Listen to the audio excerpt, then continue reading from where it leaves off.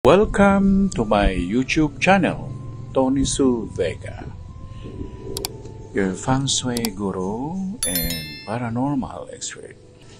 Karanasan bilang 23, Mayo 30, 2024, Huwebes. Ngayong araw na ito ay pumunta ako sa isa sa mga lugar sa Quezon City at wala doon ang kausap ko. Naghintay din ako ng mga ilang oras at sinabi rin niya na darating din siya doon sa aming lugar kung saan kami magkikita.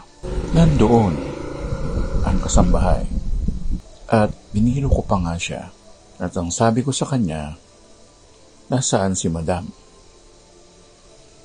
Sabi niya, nandito po. Pero ang ibig sabihin niya, nasa loob ng bahay. Kaya sabi ko sa kanya, saan dito? Asan? Tinago mo sa ilalim dyan, sabi ko.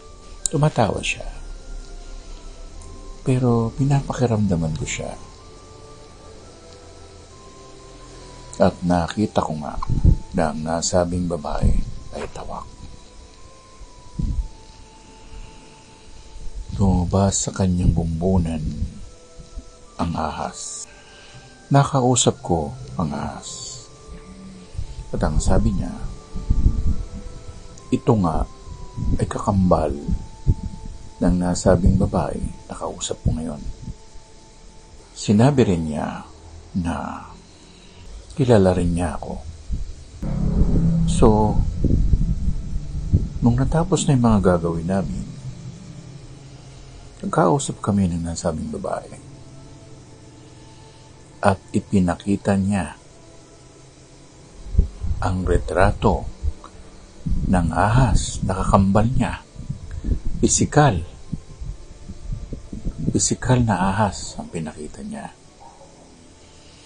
At nandoon lang, sinabi niya, pagkapanganak daw niya, ang nasabing ahas ay nasa bumbunan niya o nasa uluhan niya. Minsan daw, nagkasakit daw siya ng malubha. Pinuntahan siya ng ahas kung saan siya nakahiga. At ginamot siya ng nasabing ahas. At sinabi rin niya ang pangalan nito. Kayo po, anong opinion niyo tungkol dito? Kasi matagal na rin, mayroong isang doktora na namatay na ngayon. Ang sabi niya ay, nung ipinanganak ang panganay niya, may bumagsak sa bubong papunta dun sa kama niya na ahas. So ang sabi ko, doktora, ang ipinanganak mo tawak. At nakausap ko ang ahas. Buhay pa. Nasa gilid-gilid lang siya ng ilog Pasig. Meron pang isang verifier question.